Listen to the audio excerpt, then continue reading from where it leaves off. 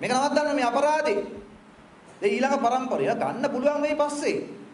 යුද්ධ කළා. මල කරදරයක් ඉතින්. ජාත්‍යන්තර අධිකරණයට ගිහිල්ලා නඩු කියලා නේද? ලෙඩක් නේ.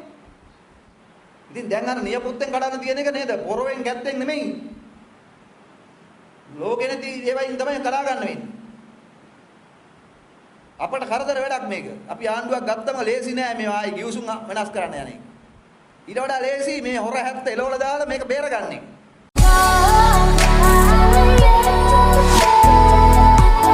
වැඩේ ගැන ජාතික ජනබලවේගයේ හැටියට අපේ රටේ ඉන්න මේ රටට ආදරය කරන මිනිස්සු මොන පක්ෂේ වුණත් එකතු කරලා එක වැඩපිළිවෙලක් හදලා මේ රට අද කඩා වැටලා තියෙන මේ තත්ත්වෙන් උඩ ගන්න අපි කවුරුත් සාමූහික උත්සාහයක් දරන්න ඕනකම තියෙනවා. මම මෙතනදී ඕගොල්ලොත් එක්ක කතා කරන්න යන්නේ නැහැ ඇත්තටම ගෙදර තියෙන ප්‍රශ්න ගැන. ගෙදර තියෙන ප්‍රශ්න ඔක්කොම එකතු වෙච්චා රටේ ප්‍රශ්නයක් දැන් හැදිලා තියෙන්නේ. දැන් උදේ වැඩට යනවද ගෑස් සිලින්ඩරය අරගෙන කඩේට යනවද කියලා කල්පනා කරා. දැන් මගේ මිත්‍රයෙක් අද මට මැසේජ් එකක් කියවලා තිබුණා දවස් 26කට පස්සේ ගෑස් සිලින්ඩරය හම්බුණා කියලා. ඒ කියන්නේ යා කඩේට ගෑස් සිලින්ඩරේ බාර දීලා දවස් 26ක් වුණාලු. දවස් 26කට පස්සේ අලුතෙන් ගෑස් සිලින්ඩරය යාට හම්බෙලා ඒක ප්‍රීතිමයක් පණිවිඩයක් හැටියට එවලා තිබුණා. ඉතින් ඒව ගැන අපි දැන් කතා කරන එක දැන් අපි කාගෙත් ප්‍රශ්නේ බවට පත් වෙලා තියෙන දේවල්. නමුත් ඒක නෙමෙයි ඇත්ත ප්‍රශ්නේ. අද අපේ රටේ ආර්ථිකයන් දෙකක් තියෙනවා. එකක් ඕගොල්ලෝ අපි මුණ දෙන ආර්ථිකය. බඩු මිල වැඩි, ජීවත් වෙන්න අමාරුයි, ගෑස් සිලින්ඩරේ නැහැ, තෙල් මිල හෙට කීයක් වැඩි දන්නේ නැහැ, මිල කොහොම වැඩි වෙයිද දන්නේ නැහැ, එළවලු මිල කොහොමද දන්නේ නැහැ. බලාපොරොත්තු විරහිත ආර්ථිකය. තව ආර්ථිකයක් තියෙනවා කළු ආර්ථිකය. ඒකේ ඉන්නේ ජාවාරම්කාරයෝ කීප දෙනෙක්. දේශපාලන ජාවාරම්කාරයෝයි, ආර්ථික ජාවාරම්කාරයෝයි, ආර්ථික ඝාතකයෝයි, ආර්ථික මංකොල්ලකාරයෝ ටිකයි. ඒගොල්ලෝ මේ අපේ මේ අර්බුදේ, රටේ ආර්ථිකයේ අර්බුදේ, ඒක ව්‍යාපාරිකයාගේ, කර්මාන්තකරුවාගේ හැමෝගෙම තියෙන අර්බුදේ විකුණගෙන කනවා. කඳපණුව වගේ. අඟේ ඉඳන් කන වගේ. මේ ආර්ථිකේ කනවා. ඒක කළු ආර්ථිකයක්. ඒක ආර්ථික දෙකක් තියෙනවා. ආර්ථිකයක් තියෙනවා. ඒක අපි ජීවත් වෙන ආර්ථිකේ අමාරු ආර්ථිකේ, කළු ආර්ථිකේ, මංගල කන ආර්ථිකේ. දේශපාලනේ දෙකක් තියෙනවා. මේ අපි කතා කරන දේශපාලනේ. මානුෂික, මානවවාදී, ප්‍රජාතන්ත්‍රවාදී දේශපාලනේ. තව එකක් තියෙනවා කොල්ලකා කන. පාලනයක් නැති පාලනේ. පාලනයක් නැති පාලනේ. අර ඒක තියෙන අර කළු ආර්ථිකයට සම්බන්ධ වෙන්නේ. දැන් අද හවස අන්නේ මංකොල්ල දේශපාලනේ තීරණයක් කරන් තියෙනවා. මෙතන ඉන්න හෑන්ඩ් ෆෝන් එක බැලුවා නම් දැන් තමයි මැසේජ් එක ආවේ. අපේ රටේ ඊළඟ પરම්පරාවටම අනාගත අපි දන්නේ නැති પરම්පරාවට ඩොලර් හොයන්න තියෙන අර තිරුකුණාමලේ තෙල් ටැංකි ටික විකුණන්න ගිවිසුම අස්සම් කරලා තියෙනවා. දැන් අද හවස අස්සම් කරනවා. දැන් රටේ ජනතාව දන්නේ නැහැ. පාර්ලිමේන්තුව වහලා. නීති හදන දන වහලා. පාර්ලිමේන්තුවට ගේන්න නැත්නම් අධිකරණයට යන්නත් බෑ. අධිකරණයේ අභියෝගයට ලක් කරන්න බෑ. රට එතකොට මොකක්ද දැන් තියෙන්නේ? පාලනයක් නැති පාලනයක්. ජනතාව වග කියන්නේ නැති, ජනතාවට වග කියන්නේ නැති.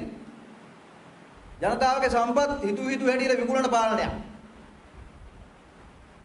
මේක තමයි එදා කෙරවල පිටිය යුගදනවි බලාගාරයේ ගිවිසුම් අත්සන් කරනටත් උනේ. අපි දන්නා අපේ රටේ සාමාන්‍යයෙන් පාලමක් කෝක්කුවක් හදනකොට ඒක විවෘත කරන්නේ ගමේ മന്ത്രിවරයා ඇවිල්ලා, පාර්ලිමේන්තු മന്ത്രിවරයා ඇවිල්ලා, එහෙම නැත්නම් නේද? පළකයක් ගහලා අහවලාගේ සංකල්පය අනුව, අහවලාගේ දැක්ම අනුව, අහවලාගේ සහභාගීත්වයෙන්, අහවලාගේ අනුග්‍රහයෙන්, අහවල් മന്ത്രിතුමාගේ සුරතින්, ආදේශ සභාවේ සභාපතිතුමා ඇතුළු සියලු දෙනාගේම සහභාගීත්වයෙන් නේද? පළගේ දිගයි අඩි 2 3ක්. පාලමට යන වියදම වගේ තමයි පළකට යන වියදම. එහෙමනේ ගමේ පාලමක් හැදුවා, බෝක්කුවක් හැදුවත් නේද? දැන් මේ දවස්වල රජයේ අර පත්වීම් දෙනවා. පත්වීම් ටික දෙන්න ලියුම ගහලා ඔක්කොම කරලා පත්වීම දෙන්නේ නැහැ മന്ത്രിතුමා එනකම්. ප්‍රාදේශීය ලේකම් කාර්යාලයේ ලේකම්තුමාට දෙන්න පුළුවන් පත්වීම දෙන්නේ නැහැ. മന്ത്രിතුමාගේ සුරතින් දෙන්න ඕන. හැබැයි කෙරවල පිටියේ ලංකාවේ බලශක්තිය වෙනස් කරලා LNG කරන ගිවිසුම අත්සන් කරපු ෆොටෝ එකක් අත අපි දැකලා නැහැ. රටේ ජනතාව දැක්කේ නැහැ. මොකද්ද ක්‍රිස්ටෝෆර් එක ඇවිල්ලා ක්‍රිස්ටෝෆර් ඩැනියෙල්ද කවුද කියලා ඇමරිකන් කාර්යයක් ආවලු නේද? මෙහෙට ඇවිල්ලා අත්සන් කරලා ගිහිල්ලා. ෆොටෝ එකක් ගන්නෑ. රෑ 12ට. අපි තුමු නැකත රෑ 12ට තිබ්බා කියලා ෆොටෝ එකක් ගහපන්කෝ. අපිට පේන්න. රටට පේන්න. මුල්ගල තියන්නත් දේශපාලකයෝ වෙන්නේ රටේ. මුළු ඉතිහාසයේ ඊළඟට මේ බලශක්තිය වෙනස් කරන්න යන එක නෑ. දැන් තෙල්ටයි කිරියත් එහෙම තමයි. මේක හොඳ වැඩක් නම් ඩොලර් ගේන වැඩක් නම් රටේ ආර්ථිකය හදන වැඩක් නම් රට දියුණු කරන වැඩක් නම් දෙවෙනි ලෝක යුද්ධයේදී ජපාන්ට ගහන්න බ්‍රිතාන්‍යයෙන් හදපු යුද්ධ වෙලාවේ මිත්‍ර පක්ෂ වලින් හදපු වටිනාම තෙල් ටැංකිය ටික රිපෙයාර් කළා මේ කියන්නේ එහෙමනේ දැන් මේ කැලේට වැදෙද්දි පිට තෙල් ටැංකිය ටික හදලා ගන්නලු හදන්නේ. ඉතින් මහා මංගල වැඩක් නේ. නේද? මේක මේ හංගල ගහන්න ඕනේ නෑනේ. හොඳ වැඩක් නෑ. ඒකෙන්ම තියෙන මොකද්ද? අන්න අර කොල්ල කල්ලිය. කොල්ල කල්ලිය බහලා තියෙන වැඩේ. ඒක තමයි මේක. දැන් මේ කොමිස් තමයි ඊළඟට යන්නේ අර ගිනුම් පැන්ඩෝරා ගිනුම් මරේනේ. මේක නවත්තන්න මේ අපරාධේ. දැන් ඊළඟ පරම්පරය ගන්න පුළුවන් මේ පස්සේ. යුද්ධ කළා.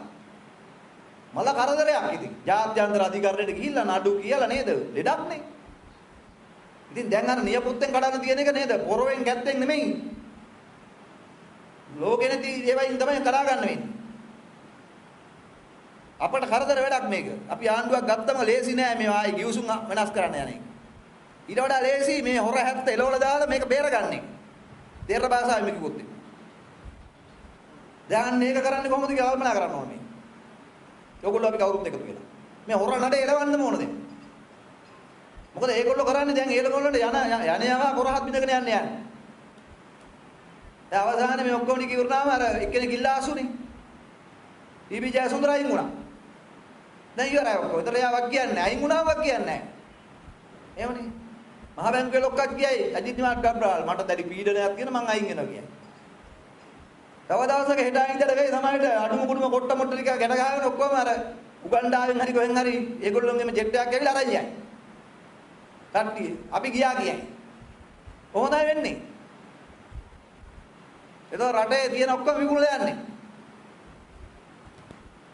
ඒකින්ද අපි දැන් අපි ඉල්ලීමක් කරන්න ඕන මේ රටේ මහානායක හාමුදුරුවන්ගෙන් අතරද කුරුපියතුමල්ලාගෙන් ආගමික නායකයින්ගෙන් රට ආදරය කරන මිනිසුන්ගෙන් පක්ෂ වලින් මොන පක්ෂේ හිටියත් කවන්නේ මේ සහගහන අපරාධයට විරුද්ධව කතා කරන්න නැගිටින්න වෙණී හිටින්න මේ අපේ රට මේ කාගේවත් පුජ්‍යලික බූදලයක් නෙමෙයි වත්තක් නෙමෙයි පොල්ලත්තක් නෙමෙයි ඉඩමක් නෙමෙයි මේ විකුණන්නේ අපේ රට අනාගත පරම්පරාවටම ජීවත් වෙන්න තියෙන රට මෙතනත් ඉන්න අපේ අම්මා තාත්තලා අක්කලා අයියලා නංගිලා මයිලා වැරදීමකින් කතරේ ගැහුවා නම් ඒ ගහපු හැම කතරයක් වෙනුවෙන් තමන්ගේ හදවතේ වේදනාවක් දැන් හදා ගන්න ඕන. ඒ නිසා මෙතන ඇවිල්ලා ඉන්නේ. මෙතන ඇවිල්ලා විතරක් මදි දැන්. ඒ වරද නිවැරදි කරන්න ඕන අපි දැන්. ඒ වරද නිවැරදි කරන්න ඔබ අපි එකතු වෙලා වැඩ කරන්න ඕන දැන්. සංවිධානය වෙන්න ඕන. ඡන්දය තියන්නේ කවද්ද දන්නේ නැහැ කියලා. ඒක අපි දන්නේ නැහැ ඒක හරි. සමහර අය කියනවා හරි අන්තිම වෙලාවේ මේගොල්ලෝ ගේමක් ගහින් දන්නේ නැහැ. හරි අපි ඒක දන්නවනේ දැන් එහෙනම්. අන්තිම වෙලාවේ ගේමක් ගහයි කියලා හිතලා අපි දන්නව නේද? ජාතිවාදී අවශ්‍යන්න පුළුවන්, ආගම කූද්දන්න පුළුවන්, සල්ලි බෙදන්න පුළුවන්, බඩු බෙදන්න පුළුවන්, රවට්ටන්න පුළුවන්. ඒවනේ කරපු දෙයක්. එහෙම නැත්නම් කරපු නැතිම දෙයක් ගහන්න පුළුවන් ගේමක් නේ. හරි අන්තිම මොහොතේ ගහන්නේ. ඉතින් අපි අන්තිම මොහොතේ ඒගොල්ලෝ තීරණය ගන්න නොදී අපි තීරණය කරනවා. අපි තීරණය කරමු දැන්. දැන් ඒගොල්ලෝ අන්තිම මොහොත තීරණය කරොත් නේ ගේම ඒගොල්ලෝ ගහන්නේ. එහෙම නේද? මේ දැන් රාජපක්ෂ ආණ්ඩුව නම් ආණ්ඩුව ගේමක් ගහනවා නම් අන්තිම මොහොත ඒගොල්ලෝ තීරණය කරන්න නොදී අපි තීරණය කරමු. ගේම අපි ගහමු. මොකෝ කියන්නේ? ඒක නැද්ද? නෑ එහෙමනේ කරන්න ඕනේ දැන්. දැන් ඒගොල්ලෝ අන්තිම මොහොත තීරණය කරොත් නේ ඔය ප්‍රශ්නේ එන්නේ. ඒගොල්ලෝනේ ජනතාව නැත්තම් ජනතා සහයෝගය නැත්තම් ගිය ඡන්දෙදි 3-2 දීපු මිනිස්සු දෙන්නේ නැත්තම් 69 ලක්ෂ දීපු මිනිස්සු දෙන්නේ නැත්තම් අන්තිම මොහොතේ ඒගොල්ලෝ තීරණය ගන්න බෑ. හොඳට මතක තියාගන්න. අපි සහතික කරනවා ඕගොල්ලන්ට. මේ රටේ ජනතාවට අපි සහතික කරනවා. මේ පාර අන්තිම මොහොත තීරණය කරන්නේ ඒගොල්ලොන්ගේ බලය නෙමෙයි මහා ජන බලය ජනතා බලය තමයි තීරණය කරන්නේ. ජනතා බලය තීරණය කරන්නේ. අන්න ඒකට තමයි ජාතික ජන බලවේගය හදලා තියෙන්නේ. ජාතික ජන බලවේගය හදලා තියෙන්නේ එහෙන් මෙහෙන් මේ පාප කර්ම වලට හවුල් වෙලා අත උස්සලා 20 වෙනි සංශෝධනයේ අත උස්සලා අයවැයට අත උස්සලා රට විකුණන්න අත උස්සලා ගිවිසුම් වලට අත උස්සලා කැබිනට් එකේ ඉඳලා අත උස්සලා ඔක්කොම රටට විනාශයන්ට අත උස්සලා එවිලියලා නෑ දැන් මං එළියට ආවා මෙන්න මං ඉන්නවා කියලා අත උස්සන සිග්නල් කණු වලට නෙමෙයි. ඒ ලයිට් කණු වලට නෙමෙයි. ඒ සිග්නල් කණු වලට නෙමෙයි මේක හදලා තියෙන්නේ. මේ රටට හානි කරන්නේ නැතුව මේ රට හදයි කියලා විශ්වාසයෙන් අවංක දේශප්‍රේමී හැඟීමෙන් මේ ආණ්ඩුව වලට ඡන්දෙ දුන්නු ජනතාව වැරදි නෑ. ඕගොල්ලෝ වැරදි නෑ. ඒ ජනතාව රවට්ටපු පාලකයෝ වැරදි. ජනතාවගේ තිබිච්ච රට හදාගන්න තියෙන විනයක් හදාගන්න තියෙන අවංක උවමනාව විකුණන් කාලා රට ජාති ආගම ගැන තියෙන කැක්කුම ඡන්ද බවට පත් කරවලා මේ රට විනාශ කරලා බෙදලා ගහමරා ගන්න දන්නපත් කරලා තමන්ගේ බලය හදාගත්ත පාලකයෝ මිසක ඒ පාලකින්ට ඡන්දෙ දීපු ජනතාව වැරදි නෑ. අපි ජනතාව එකතු කරමු. වැරදි පාලකයින්ට ඡන්ද දීලා වැරදි පාලනයක් හදන්න බලය දුන්නු ජනතාව වැරදි නෑ. මොකද ජනතාවගේ අවංක උවමනාවක් තිබුණා. ඒ අවංක උවමනාවට තමයි මේ ගහන්නේ. ඒ අවංක උවමනාව තමයි දැන් මේ විකුණන් කන්නේ. විකුණපු වරාය ආයි ගන්නවා කියලා කැමැත්ත දීපු ජනතාව ගන්න කැමැත්ත දීපු ජනතාවගේ ඡන්දය අරගෙන තමයි දැන් මේ හොරරහසේ කිව්සුම් ගාලා විකුණන්නේ කෙරවල පිටියයි තිරුකුණාමලේ තෙල් ටැංකි ටිකයි. මේ බල ශක්තිය විකුණන්නේ රටේ වරාය විකුණන්නේ රට වටේට තියෙන අපේ ස්වෛරීභාවය විකුණන්නේ. ඒකට ඉඩ දෙන්න බෑ. ඒකට ඉඩ දෙන්න බෑ. අපි ගිනි තියාගෙන හරි මරාගෙන මැරිලා හරි විරෝධය පාලා හරි මහපාරේ උද්ඝෝෂණ කළා හරි පාරට බහලා හරි මේක නවත්තන්න ඕන. කිව්සුම් අත්සන් කරගත්ත දෙයක් වෙනම දෙයක්. ක්‍රියාත්මක ගන්න වෙන්නේ මේ මහ පොළොවේ. ඔය හොර රාශිය අත්සන් කරන ඔක්කොම කිව්සුම් ක්‍රියාත්මක ගන්න ඕන මහ පොළොවේ. මහ ජනතාව ඉස්සරහා. අන්න ඒකින්ද අපි ඒකට ඉඩ දෙන්නේ නැහැ. දෙන්න බෑ. අපිට ආරංචිය දුන්නේ 12 වෙනිදා අත්සන් කරනවා කියන්නේ. තිරුකුණාමලේ ඊයේ පාරට බැස්සා ජනතාව. අද අත්සන් කරනවා. ඒ තරම් ගේම් ගහනවා මේ හොර කල්ලිය. ආර්ථිකයක් නැහැ, තියෙන්නේ කළු ආර්ථිකයක්. පාලනයක් නැහැ, ඉන්නේ කොල්ල කල්ලියක් රට පාලනය කරනවා කියාගෙන. මං කොල්ලකම. මේක වෙනස් කරන්න ඕන. අන්න ඒක වෙනස් කරන්න අපි ඔයගොල්ලෝ එකතු වෙන්න ඕන. ඔක තමයි මට කියන්න තියෙන කිතිය. ඒ සඳහා කොහොමද කරන්න කියලා අහනවා නම් ඔයගොල්ලෝ කැමති විදියට කරන්න. ඒකට මේ අපි දක්වන සීමාවල් නීති රීති ඕනේ නැහැ. Tamanට එකතු කරගන්න පුළුවන් 10 දෙනාද? ගමක ඉන්න 5 දෙනාද? පවුලේ වටේ ඉන්න කට්ටියද? ගමේ ඉන්න කට්ටියද? පක්ෂ ભેදයක් ඕනේ නැහැ. එකතු කරගන්න. WhatsApp group එකක් හදන්න. Facebook එකේ මොන හරි ලියන්න. Tamanට කැමති විදියකට එකතු කරන්න. අපිවත් සම්බන්ධ කරගන්න. ඔයගොල්ලෝට බෙදලා ලීෆ්ලට් වල අපි කාගෙත් නම්බර් තියෙනවා. කතා කරන්න ඕන වෙලාවට. අපිට කතා කරන්න. අපිත් එක්ක එකතු වෙන්න. ඕන ප්‍රශ්නයක් අහන්න. අපිව නිවැරදි කරගන්න, ඔයගොල්ලෝ නිවැරදි වෙන්න, ඔයගොල්ලෝ හිතපු විදිය වැරදි නම් ඒක නිවැරදි කරගන්න සාකච්ඡා කරමු. අපි කතා කරමු. දැන් ඔයගොල්ලෝ අපි එක තැනකට එන්න ඕන. එක තැනකට ඇවිල්ලා අපි එකට කතා කරන්න ඕන. එරට හදන්න කතා කරන්න ඕන. විනාශ කරපුලට හදන්න කතා කරන්න ඕන. ශ්‍රී ලංකාව කියන්නේ ණය ගන්න ඕන රටක් නෙමෙයි, ණය දෙන්න පුළුවන් රටක්. මෙච්චර කාලයක් අපිට උගන්වලා තියෙන්නේ පුරුදු වෙලා තියෙන්නේ ණය ගෙවන හැටි. ණය ගන්න හැටි. නෑ අපි ගෙද ගන්න ඕන උගන්වන්න ඕන අපේ දරුවන්ට උගන්වන්න ඕන ණය දෙන හැටි. මේ රටේ තියෙන සම්පත් ටිකෙන් මේ රටේ ඉන්න මිනිස්සුන්ගෙන් මේ පුංචි රටේ වටිනාකමෙන් ලෝකේ රටවල් වලට ණය දෙන රටක් බවට ශ්‍රී ලංකාව පත් කරනවා සහතිකයි වැඩි කාලයක් යන්න කලින්. අපි වලේ අරගෙන අවුරුදු 5ක් යන්න කලින් ණය ගෙවලා රට ණය ගන්න රටක් නෙමෙයි ණය දෙන රටක් බවට පත් කරන්න පුළුවන්. හැබැයි ඒකට මේ දේශපාලන වෙනස් කරන්න ඕන. මේ කොල්ල කල්ලි අයින් ගන්න ඕන. දේශපාලනයේ කියන වටිනා වෘත්තිය මංගොල්ලකාර කල්නායමක් බවට පත් කරමු. ආර්ථිකය කියන්නේ මේ කළු ආර්ථිකයක් කරමු. දේශපාලනයේ ගුණය විනය විනාශ කරපු මේ මිනිස්සු අයින් කරන්න ඕන. අයින් කළා වැඩේ කරන්න පුළුවන් හරි මිනිස්සු අතර මේක බාර ගන්න ඕන. බාර දෙන්න ඕන. අන්න ඒක කරන්න ඕගොල්ලෝ අපි එකතු වෙමු. බලය තියෙන ජනතාවගේ අතේ. බලය හදන්නේ ජනතාව. ජන බලය කියන්නේ ඒක. ඒක දේශපාලන බලය බවට පත් ගන්න පුළුවන් ඡන්දෙක්. ඒක ප්‍රජාතන්ත්‍රවාදී විදියට කරන්න පුළුවන්. ඡන්දයක් එන ඕන වෙලාවක අපි ලෑස්ති වෙලා ඉන්න ඕන. ඡන්ද වහලා යන්න බෑ. එහෙම යන්න පුළුවන් නම් ඒක වෙන තත්ත්වයක්. ඒක අපි වෙනම කතා කරන්න ඕන. ඒකින්ද ඒ සඳහා අපි ඔක්කොම එකතු වෙමු. ඒ සඳහා ඔයගොල්ලෝ තියෙන ප්‍රශ්න අහන්න. මට සමා වෙන්න ප්‍රමාද වෙච්ච එක ගැන. නමුත් දැන් රූපවාහිනී වැඩසටහනකුත් තියෙනවා. මම ඒකට යන්න ඕන. අපි බහස්පෙින්දේ හින්දා මාවත වැඩසටහන පටන් ගන්නවා. එතෙක් වෙලා ඔයගොල්ලන්ට මගෙන් අහන්න තියෙන ප්‍රශ්නයක් තියෙනවා නම් මෙතෙන් අපේ සහෝදරු ඉන්නවා. ඒගොල්ලොත් එක්ක කතා කරන්න. අපි පොඩි වෙලාවක් අරගෙන වැදගත් ප්‍රශ්න තියෙනවා නම් අහලා निराකරණය කරගමු. ඔබ හැම දිනාටම ගොඩාක් ස්තුතියි. රැඳී හිටියටත් මේ අරගලය මගේ එකක් නෙමෙයි. මෙතන ඉන්න කාගේවත් පෞද්ගලික අරගලයක් නෙමෙයි. ඔයගොල්ලෝ අපි ඔක්කොම එකතු වෙලා ගන්න ඕන සාමූහික අරගලයක්. කාගෙත් වගකීම අපි තමන් බාරගමු. අපේ ප්‍රතිපත්තිය තමයි මූලික වෙන්නේ නිෂ්පාදන ආර්ථිකයක් හදන්න. ඒ කියන්නේ මොකක් හරි හදන්නේ? මේ ආර්ථිකය කියන්නේ අගේ දාමයක්. ගොවියා වගා කරන්නම ඕන. එයා වගා කරපු දේ වෙළඳ පොළට ගේන්න ඕන. ඒක බෙදා හැරීම. ඊට පස්සේ මේ බෙදා හැරීම සාධාරණ විදියට පාරිභෝගිකය අතර යන්න ඕන. පාරිභෝජනය කරන්න. ගොවියා හදන්නම ඕන. හදන දේ වෙළඳ පොළට යන්න ඕන. ඒක අපනයනය කරන්න ඕන. ඩොලර් එන්න ඕන.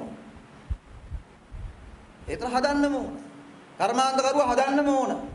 එයාට අමුද්‍රව්‍ය ගෙනල්ලා දෙන්න ඕන. ආනයනය කරන්න ඕන.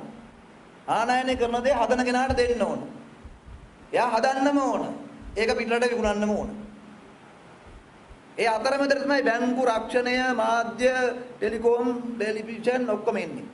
ප්‍රචාරණය ඔක්කොම ඉන්නේ. අරක හදන්න නැතුව මේ මොකුත් බෑ. ඒකට මොකද්ද කියන්නේ? නිෂ්පාදන ආර්ථිකය. බඩු ගෙනල්ලා විකුණන එක වෙලදාම විතරයි. මම මේ සරලව කියන්නේ. ඒතර හදන්න ඕන වෙලදාම් කරන ආර්ථිකයක් නෙමෙයි නිෂ්පාදන ආර්ථිකයක්. ලංකාවේ ඒකට ඕන තරම් ඉඩ තියෙනවා. මොකද ලංකාවේ පැය 24ම හොඳට තියෙන රටක්. 365 දවසම හොඳට තියෙනවා. දැන් වින්ටර් නැහැ. සීත කාලයක් නැහැ. නරක වෙන જાති නැහැ. කොහේ පළ කරත් පැලවෙනවා.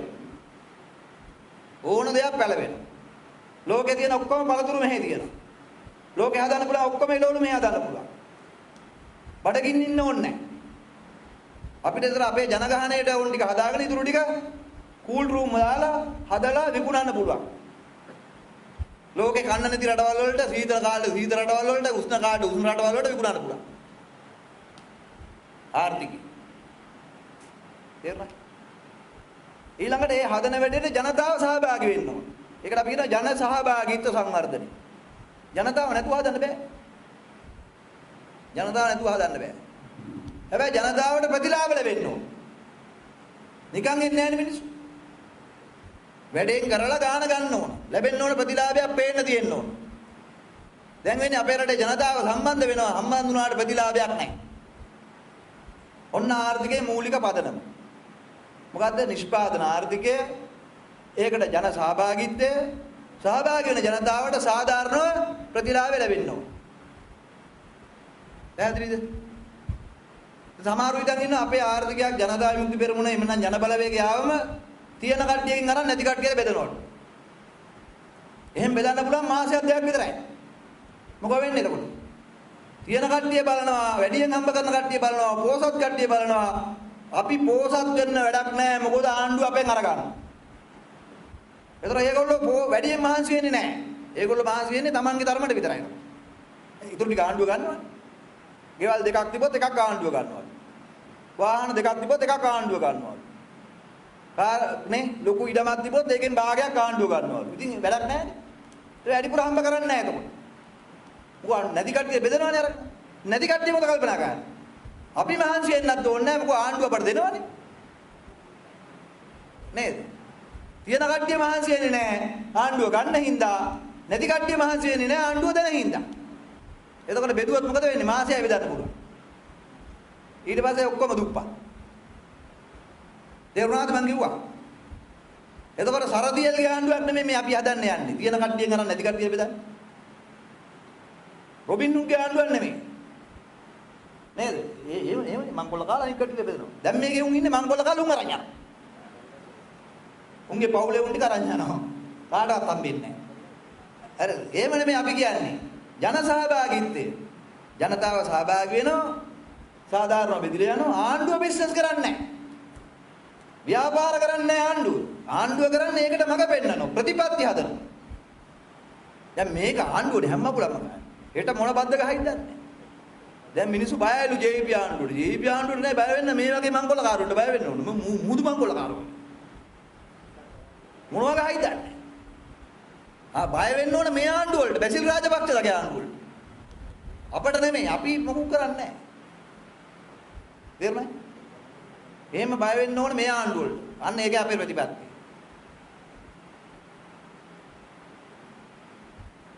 අපි ආව දුක් විඳින්න නෙමෙයි. හරියට දැන් සැප විඳිනවා වගේ.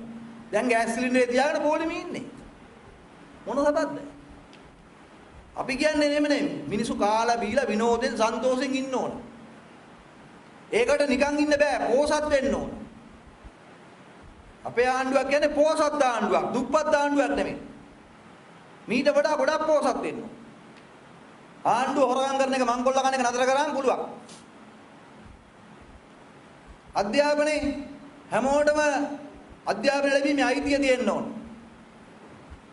සල්ලි තියෙන නැති මත අධ්‍යාපනය බෙදන්න බෑ. අධ්‍යාපනය කියන්නේ මුදල් තියෙන කෙනාටත් නැති කෙනාටත් කාටත් එක සහ සමාන අයිතියක්. එතකොට දරහන පෞද්ගලික අධ්‍යාපනය තියෙනවා. දැනුත් තියෙනවා. පෞද්ගලික ටියුෂන් පන්ති තියෙනවා, පෞද්ගලික උසස් අධ්‍යාපන ආයතන තියෙනවා, ඩිප්ලෝමා ආයතන තියෙනවා. හැබැයි අපි කියන්නේ රාජ්‍ය අධ්‍යාපනය තමයි දියුණු කරන්න ඕන. පෞද්ගලික අධ්‍යාපනය නෙමෙයි. රාජ්‍ය අධ්‍යාපනය දියුණු කරන තරමට පෞද්ගලික ඉන්න අයට තීරණයක් ගන්න පුළුවන්. විභාග ප්ලේසි කරන්න ඕන. විභාග පාස් කරන්න ඕන. ළමයින්ට මල කරදරයක් මේක. ලංකාවේ තමයි අමාරු විභාග තියෙන්නේ. ලංකාවේ විභාගයක් පාස් වෙනවා කියන්නේ දිව්‍ය ලෝක යනවා වගේ වෙනවා. ඊටත් තමයි. එහෙම බෑ. එතකොට කියන රස්සා කොහෙන්ද දෙන්නේ තියෙන්නේ? රස්සා මෙහෙ නෙමෙයි නම් ලෝකේ පුරා රස්සා දෙන්න තියෙනවා. ඒකට තමයි දානාපතිවරුපත් කරන්නේ. උන් හොයාගෙන ඉන්න ඕන රස්සා. නැත්තම් උන්ව ගෙදර යවන්න ඕන ආයි. ඒ උන්ට පඩි දෙන්න වැඩක් නැහැ නැත්තම්. උන්ට දෙනව ලෝකේ තියෙන ඔක්කොම සැප නිකන් ගිහිලා සැප විඳලා එනවා. එහෙම හරියන්නේ ටාගට් දෙන්න ඕන.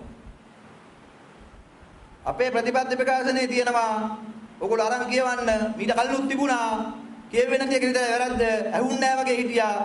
ඔක වෙන කාට හරි ඡන්දෙ දෙනව නම් අපේ ප්‍රතිපත්ති කියවන්නේ නැහැ. ඒතර වැඩක් නැහැ නේ කිව්වා. ඒ හින්දා අහගන්නෙත් නැහැ කියවන්නෙත් නැහැ. දැන් හරිනේ මට කැමති නැත්තම් මගේ දිහා බලන්නේ නැහැ නේද? මට කැමති වුණාම තමයි ඇඳුමයි පෙනුමයි ඔක්කොම බලන්නේ. ඒ වගේ තමයි ප්‍රතිපත්ති.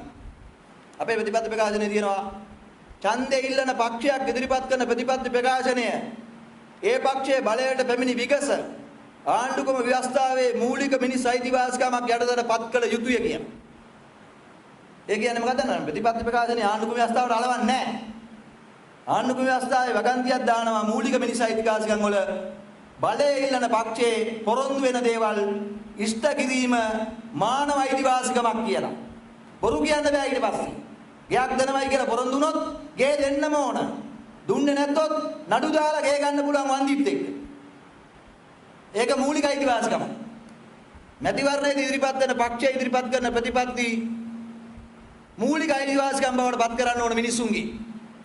එදායින් පස්සේ මොකෙක්වත් බොරු කියන්නේ නැහැ ඡන්දෙදි. ඡන්දෙ ඉල්ල. ඒක මේ 2019 අපේ ප්‍රතිපත්ති ප්‍රකාශනයේ තිබුණා. 2015 තිබුණා. ඔයගොල්ලෝ දැක්කේ නැහැ. ඡන්දෙ දුන්නේ නැහැ. මතක නැහැ නේද? වැඩක් නැහැ. ආන් ඒකේ. දැන් උන අලුතෙන් කියනවා. ඉතින් කියනවා දැන් ඇත්තද?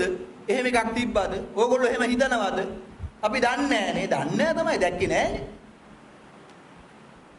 තිබුණා. ඒ වගේම අපි කියනවා පක්ෂයක් බලයට පත් වුණාට පක්ෂයේ ඒ පක්ෂෙන් පත් වෙච්ච മന്ത്രിවරු වෙන පක්ෂ වලට පක්ෂ මාරු කරන්න තහනම් කරන්න ඕන. එතකොට മന്ത്രി ධූරය අහෝසි කරන්න ඕන. මේක මල කෙලියක් නේ නැත්තම්. ඡන්දේ දෙනවා එක පක්ෂයකට පනිනවා අනිත් පැත්තට. එහෙම බෑ. മന്ത്രിවරු හැටියට සාමාන්‍ය ජනතාව ලබන වරප්‍රසාදයකට වඩා කිසිම දෙයක් රුපියලක්වත් වැඩිපුර ලබන්න ඕනේ නැහැ. ඔක්කොම අයින් කරන්න. එතකොට ඉතුරු වෙන්නේ කවුද? ඇත්තටම දේශපාලනය කරන්න කැමති උන් විතරයි. දේශපාලනයේ එන්නෙම දේශපාලනය කරන අය විතරයි. මේක ස්වේච්ඡා සේවයක්. මහජන සේවයක් හැටියට දේශපාලනය කරන්නේ උන් විතරයි දේශපාලනයට ගේන්න ඕනේ. ඔය ටික කරන්න තමයි අපි මේ හදන්නේ. මේක සුද්ධ කරන්න ඕන මුදුනේ ඉඳලා.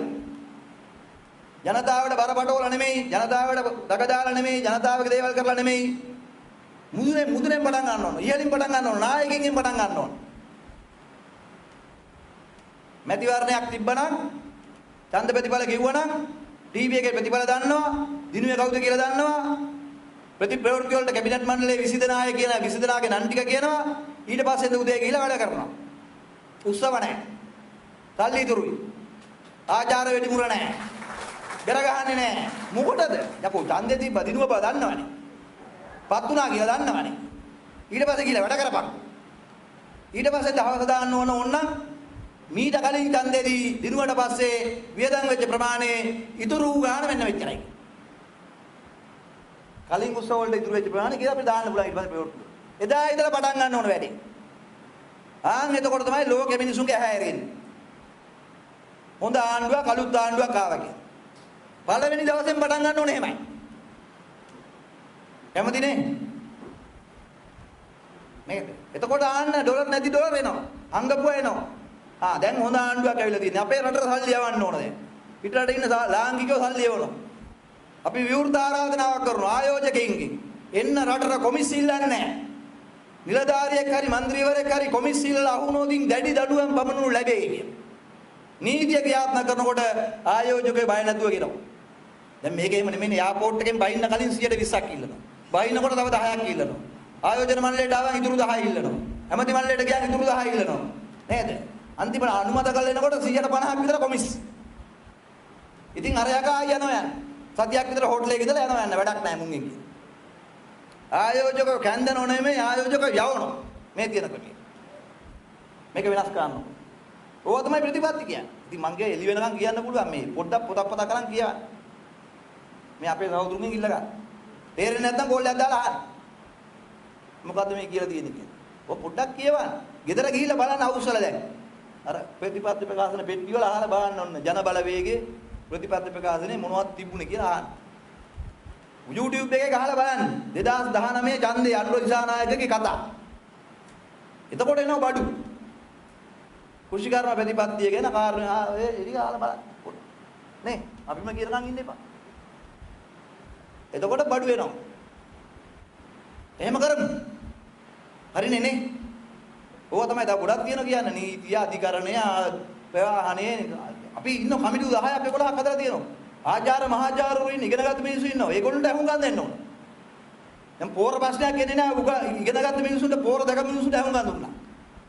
ඒක නිසා පෝර 60ක්වත් දැකලා නැතුව අපි වන්දි ගෙවුවා. ඩොලර් ලක්ෂ 67ක් ගෙවුවා පෝර තාම දැක්කේ නැහැ. නැවත ඇවිල්ලා ගියා. ආයෙ එනවලු පස්සේ. එතකොට කන්නේ පැනලා. මහා කන්නේ ජීලි ඊළඟ කන්නේට එන්නේ. දැන් එහෙමනේ. ජල මහ මාරු වෙලා තමයි පෝර එන්නේ.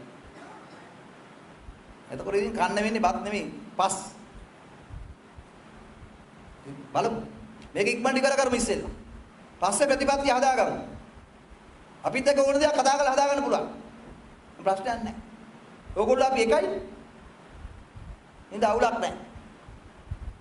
නේ? දැන් මේ සමහරවano මේ වගේම එනවා ආයෙ එනවා. ආයෙ එනවා. නේද? දැන් තෙල් ටැංකි තිබුණයි කියලා හිතාගෙන ප්‍රතිපත්තිය හැදුවා. දැන් නැහැ කියලා හිතාගෙන හදන්න එපා. නැති වුණාට පස්සේ නේද රටේ? එහෙම තමයි. ඉතුරු වෙච්ච ගානේ මොන හරි කරමු. කොහොම හරි හදන්න බෑ මේක. මොකෝ කඩේ වහන්න වගේ වහලා දාන්නේ බෑනේ. රට තියෙනවනේ. නේද? ඉතින් මුන් කාලා විනාශ කරලා ඉතුරු වෙලා ඉන්නේ ටිකක් හරි නේද? ඒ ටිකෙන් හරි හදමු. මොනා කරන්නද නේද? අර කියන්නේ නේ ගිය නුවරට නාදන්නේ තියෙන අහුරු රැකගන්නේ කියලා. නේද? දැන් ඉතින් ගියා තමයි ඉතින් මොනා කරන්නද? සහරාන් හරි ඒක අරන් දුන්නානේ උන්ට. නේද?